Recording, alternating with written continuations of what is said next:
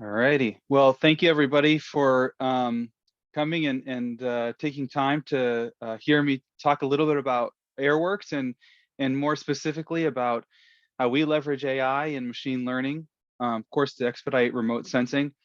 By introduction, my name is Adam Kersnowski. I'm one of the founders of this company.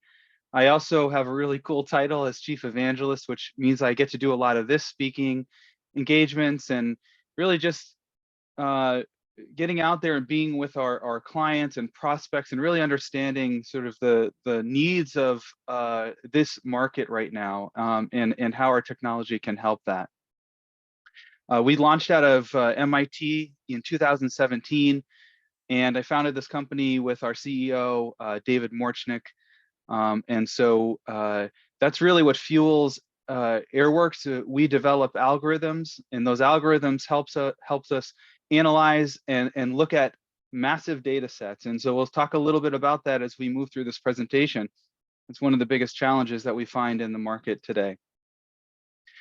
Our mission here at AirWorks is to make geospatial data accessible and useful to decision makers in the built environment. So if you're a planner, if you're a designer, or if you're in the construction side of it, everything that we're doing and leveraging AI for helps us to make better informed decisions that really lead to the success of an overall program or an individual project. So some of the challenges that we're facing in this world is really what is the biggest driver for us as a company, and what drives why we're building what we're doing. And as Jack has stated here, which I'll just read off as a quote, is GIS is creating an agreed upon understanding, a foundation for positive action. And really that's what we're talking about when we're helping inform our decision makers to make better decisions. In the built world, we know that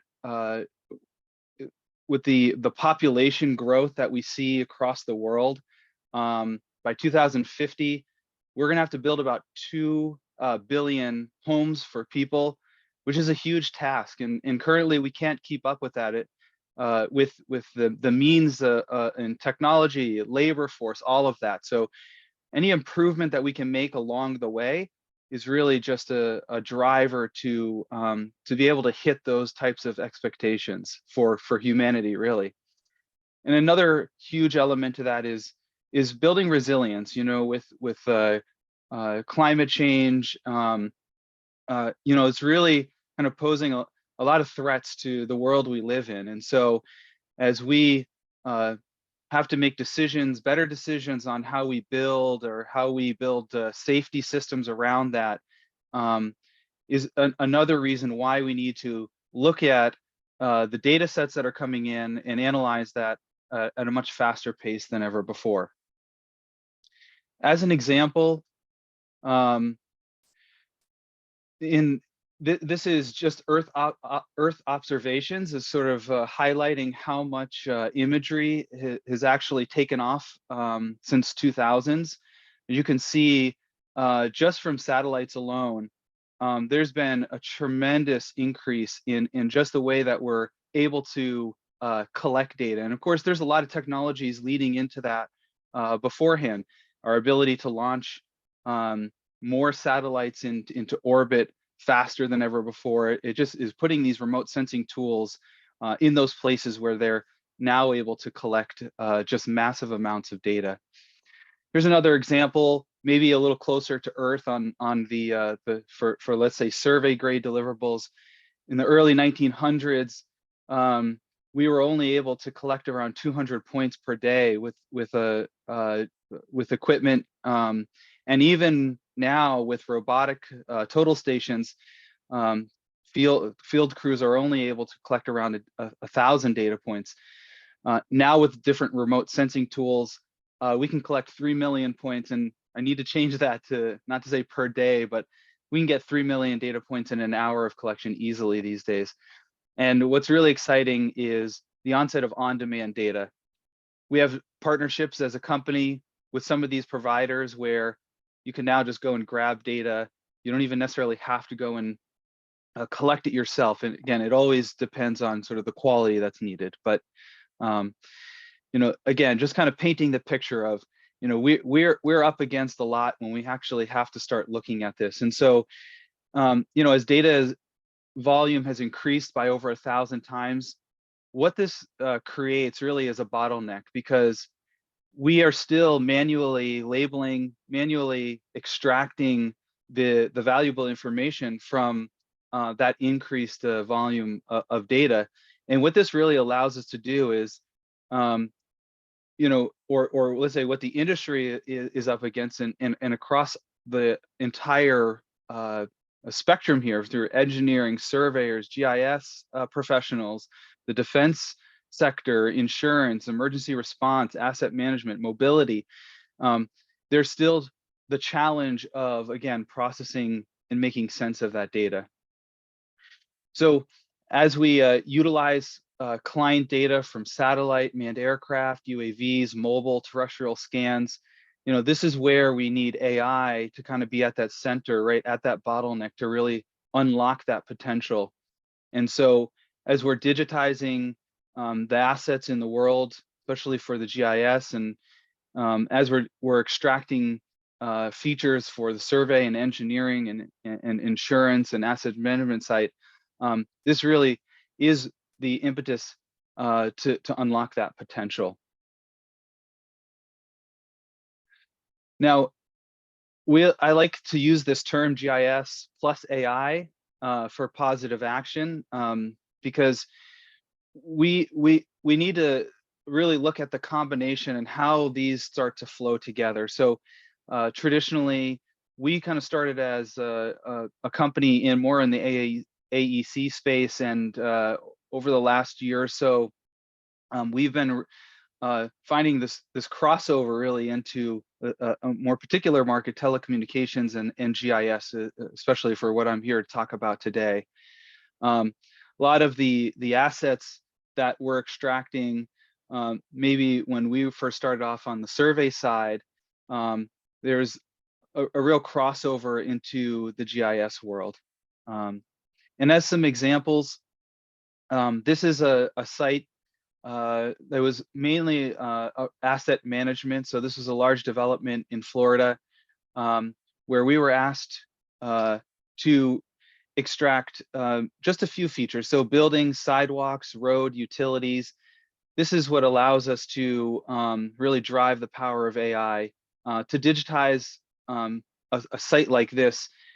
It would really take an immense amount of human labor, far greater than what our timelines are telling us they can handle. And actually, when I dig into the use cases, I'll have some information on the actual amount of buildings and how quickly that this data can be turned around.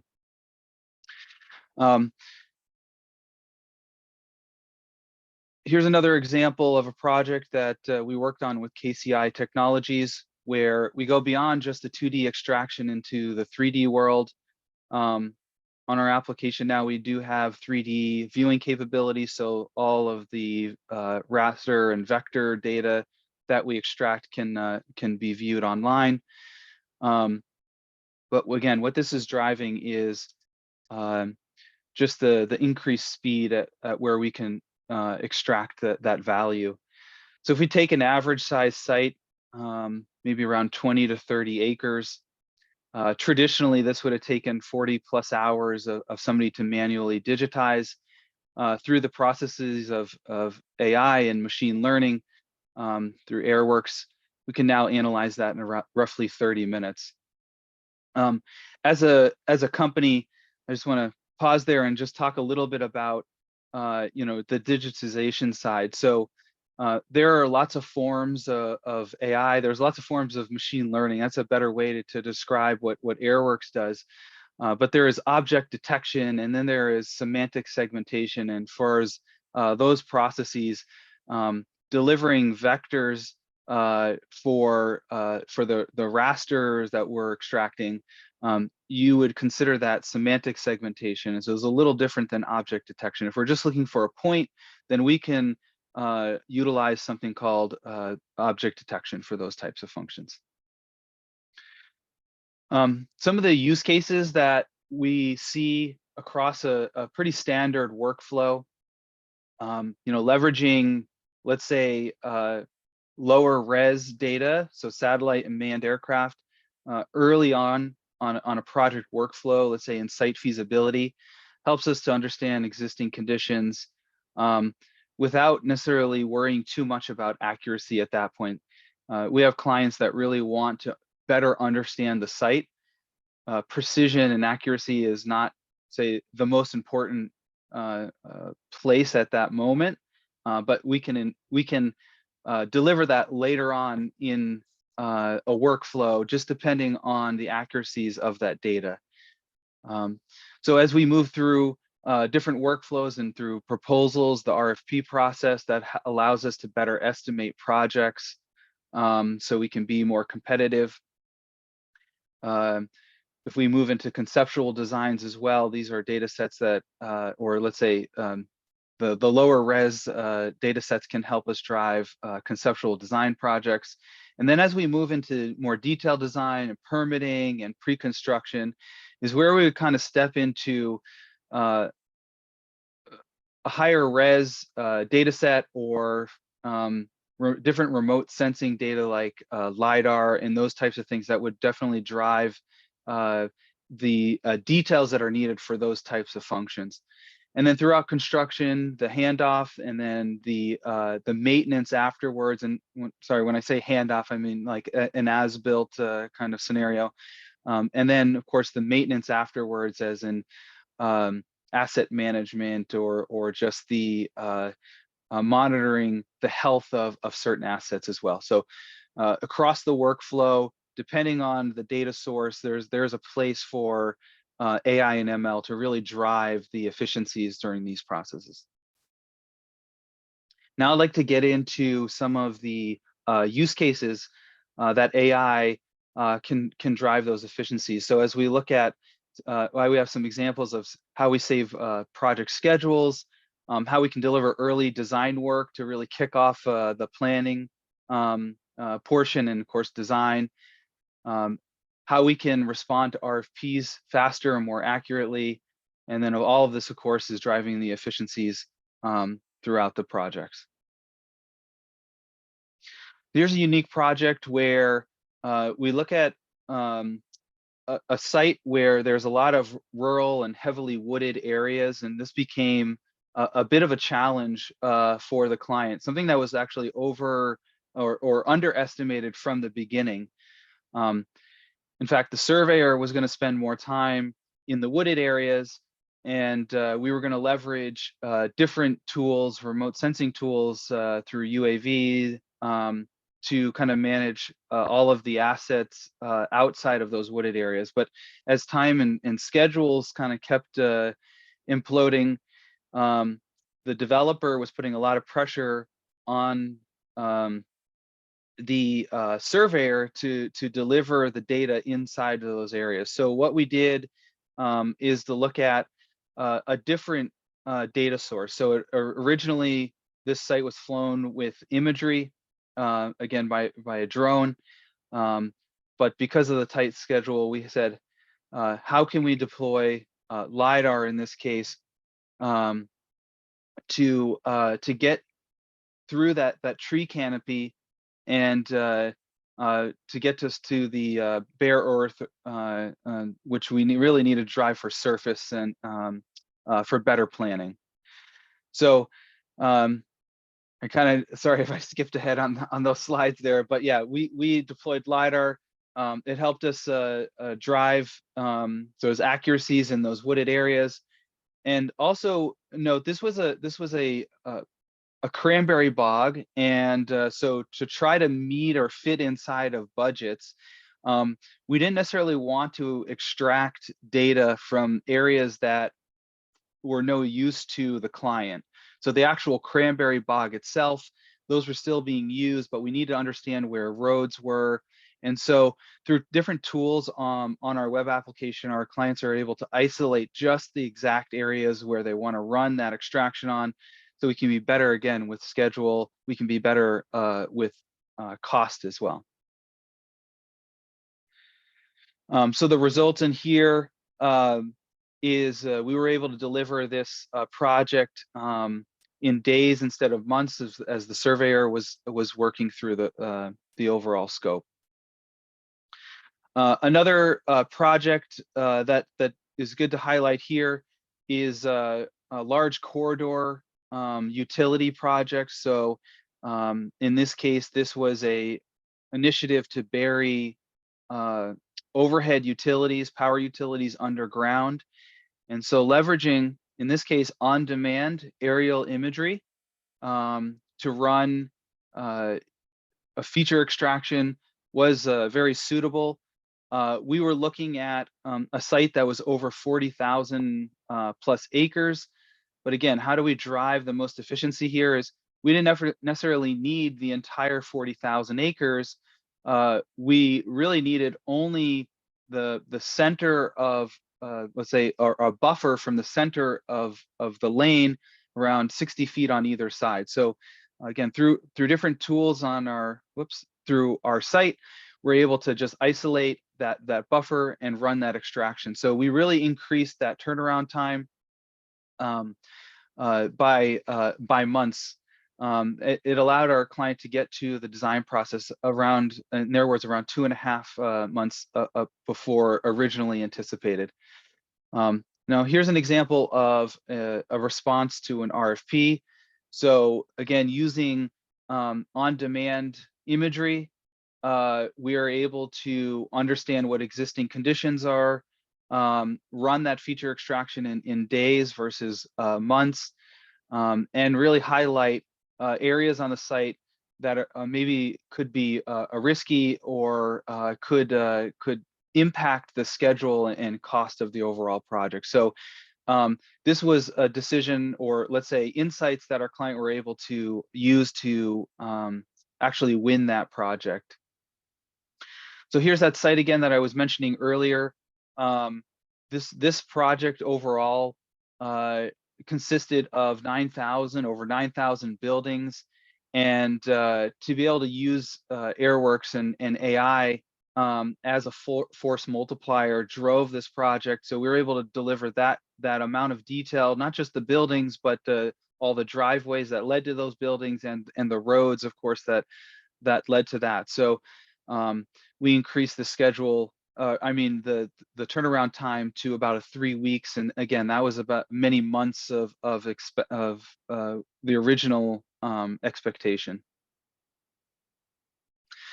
Something that we're really proud of right now, and one of our use cases is around impervious surfaces.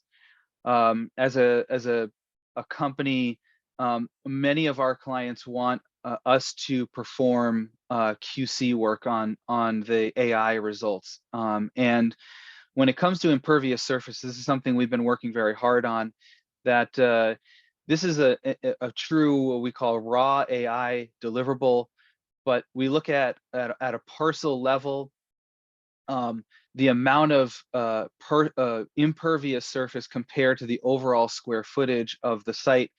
This is how wastewater programs and other programs inside government are taxing stormwater and those fees. And so the counties or the states that are doing these, of course, are subjected to this manual digitization. So if they're on a yearly or every other year image schedule, it is taking 9 months to a year to actually digitize that. So now with an AI, this data can be looked at in less than a week and handed over to our clients. So is a really good jumping off point for the analyst to start looking at more of the QC work and less about the monotonous digitization.